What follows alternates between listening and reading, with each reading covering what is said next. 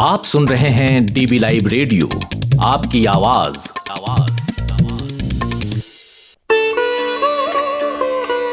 इन दिनों मुगल बादशाह औरंगजेब को लेकर सियासत गर्म है। छावा जैसी प्रोपेगेंडा फिल्म से शुरू किया गया यह खतरनाक खेल देश के तमाम हिस्सों में नफरत की नई नई इबारतें लिख रहा है।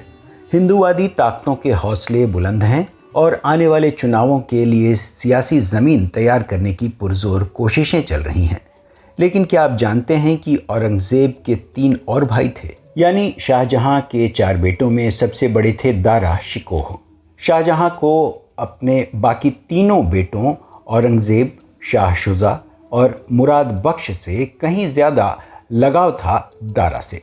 दरअसल दारा शिकोह में न तो इस्लाम को लेकर कट्टरता थी और न ही वह सत्ता के लिए किसी भी हद तक जा सकते थे। सभी मजहबों का सम्मान करते थे।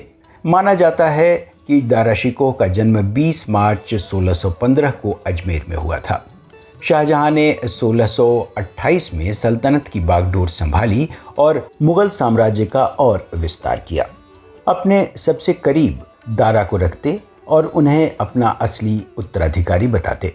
18 साल के होते होते शाहजहां ने दारा शिकोह को युवराज बना दिया। इसके बाद पहले अपनी सेना का कमांडर बनाया, इलाहाबाद जीतने के बाद वहां का सूबेदार बनाया, गुजरात जीतने पर वहां का राज्यपाल बनाया और बाद में मुल्तान और काबुल का भी राज्यपाल का पद दिया।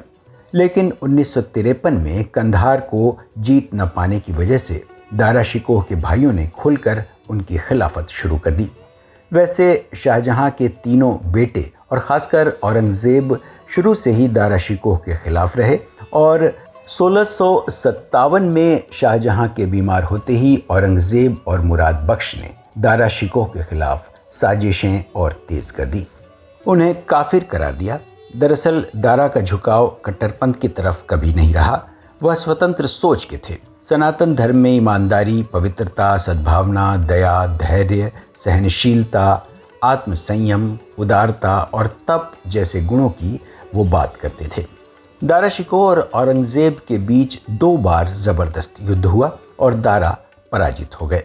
औरंगज़ेब ने जेल भिजवाया और बाद में 10 सितंबर 1659 को दिल्ली में औरंगज़ेब ने दारा शिकोह की हत्या करवा दी।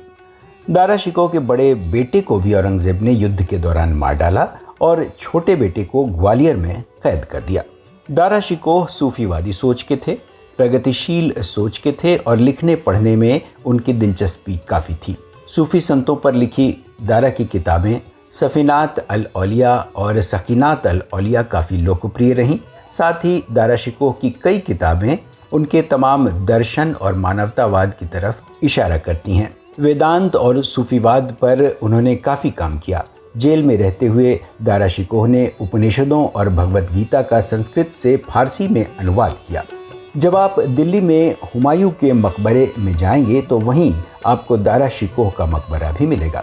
जाहिर है अपने देश के इतिहास में और ख़ासकर मुग़ल इतिहास में ऐसे प्रगतिशील चरित्रों को भी याद किया जाना आज ज़रूरी है। डीबी लाइव रेडियो के लिए मैं अतुल सिन्हा। आप सुन रहे हैं डीबी लाइव रेडियो, आपकी आवाज़।